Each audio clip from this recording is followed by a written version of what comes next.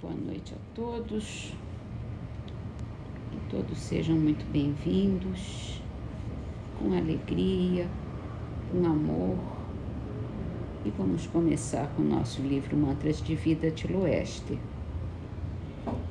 Hoje é o capítulo 49. Sinto-me contente ao ver os outros trabalharem na caridade por amor. A caridade para mim é um medicamento para o coração e uma amplitude para a inteligência. Quando vejo um deficiente físico que é me dado conversar com ele, convivo com esse irmão com equanimidade, sem qualquer preconceito. Penso muito na perfeição e ando sempre em sua busca. Não sou contra nada, existe uma inteligência suprema coordenando tudo, mas tenho as minhas convicções que devo aceitar. Respeito a todos, mas já entendi a minha obrigação diante da vida. Não falo mal de ninguém, nem dos que me ofendem. O revide envenena mais a inveja e o silêncio com amor leva a pessoa à reconsideração. Ajudo como posso o país em que nasci e não me esqueço de orar pelos que o governam. Converso com as pessoas amando-as e esse amor é universal, que não exige nem ofende, que não maltrata nem aborrece.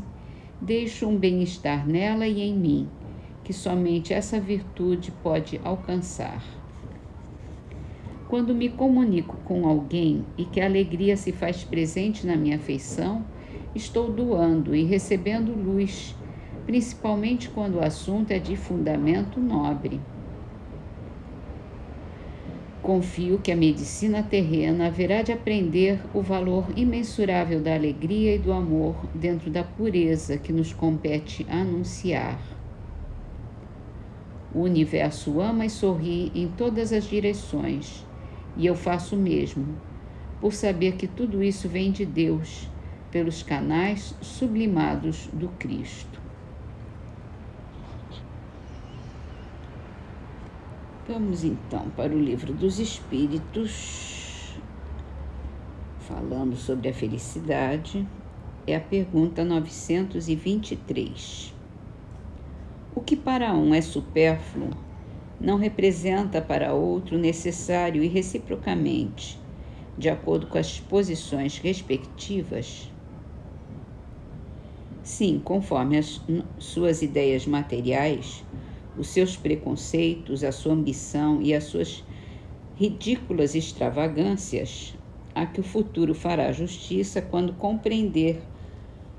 compreenderem a verdade. Não há dúvida de que aquele que tinha 50.000 dinheiros de renda, vendo-se reduzido a só ter 10.000, se considera muito desgraçado, por não mais poder fazer a mesma figura, conservar o que chama a sua posição, ter empregados, carros, satisfazer a todas as paixões. Acredita que lhe falta o necessário, mas francamente acha que seja digno de lástima quando ao seu lado existem muitos morrendo de fome e frio sem um abrigo onde repousem a cabeça? O homem criterioso, a fim de ser feliz, olha sempre para baixo, não para cima, a não ser para elevar sua alma ao infinito.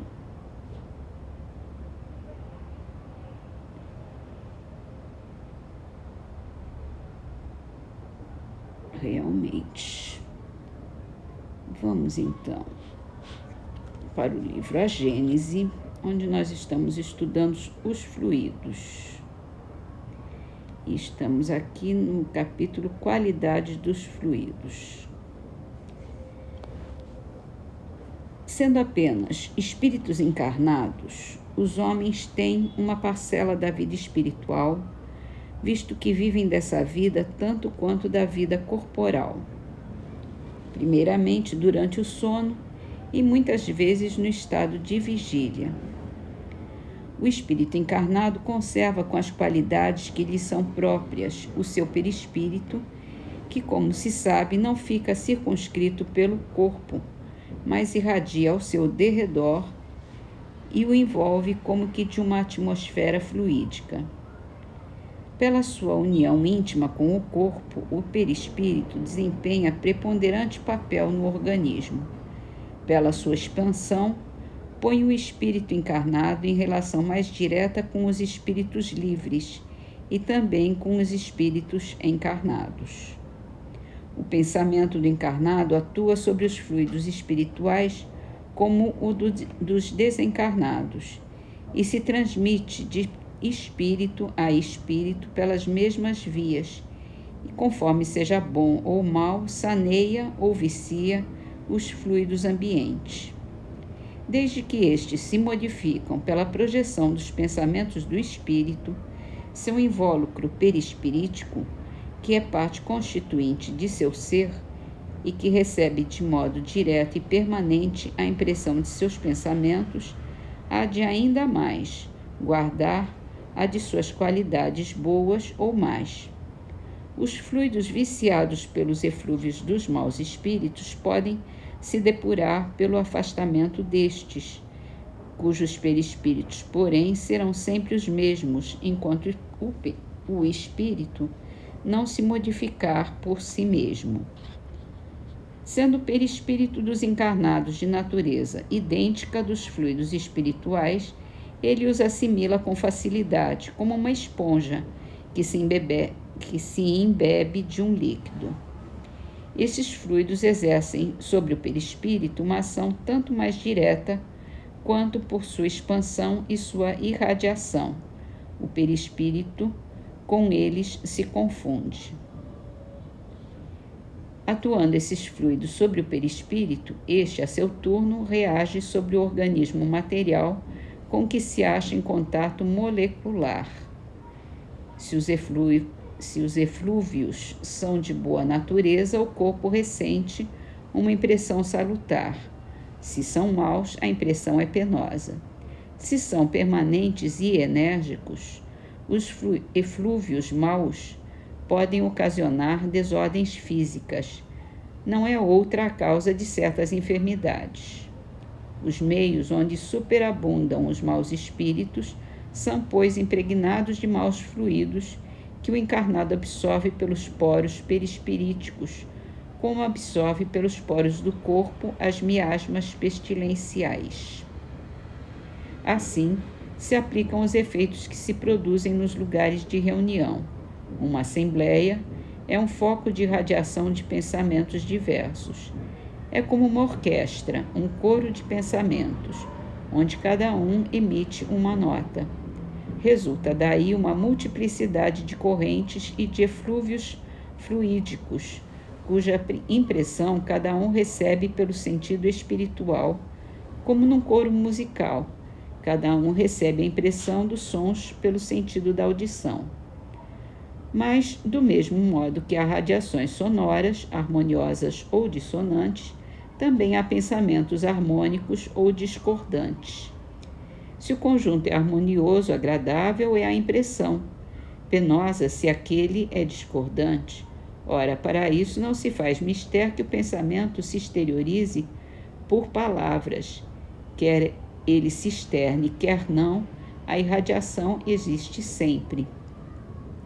Tal é a causa da satisfação que se experimenta numa reunião simpática, animada de pensamentos bons e benévolos. Envolve-a uma como salubre atmosfera moral, onde se respira à vontade. Sai-se reconfortado dali, porque impregnado de salutares eflúvios fluídicos. Basta, porém, que se lhe misturem alguns pensamentos maus para produzirem o efeito de uma corrente de ar gelado num meio tépido, ou de uma nota desafinada num concerto.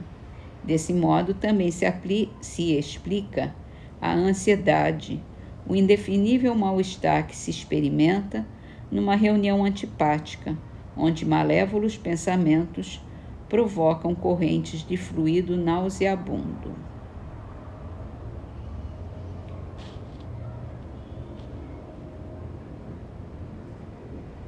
Mas vamos convir que sempre existe uma mescla de pensamentos em qualquer reunião, em qualquer lugar.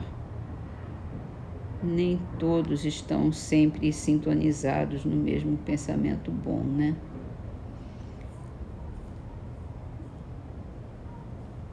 Se o pensamento for mais tênue, mais fraco, ele absorve a atmosfera. Se ele for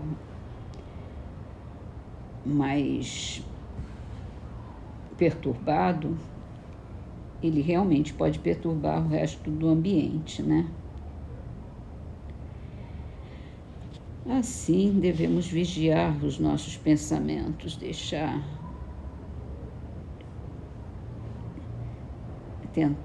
pelo menos tentar, estar sempre numa sintonia um pouquinho mais elevada do que o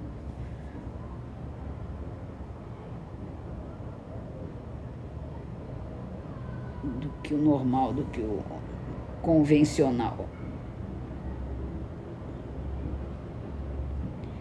Vamos então encerrar com a poesia de Leôncio Correia, no livro Orvalho de Luz, psicografado por Chico Xavier. Deduções do caminho. Aviso sem endereço. Ilusão é sempre assim. Muito doce no começo, muito amargosa no fim. Pensamento lapidar que não se pode esquecer. Quem para de trabalhar, começa logo a morrer.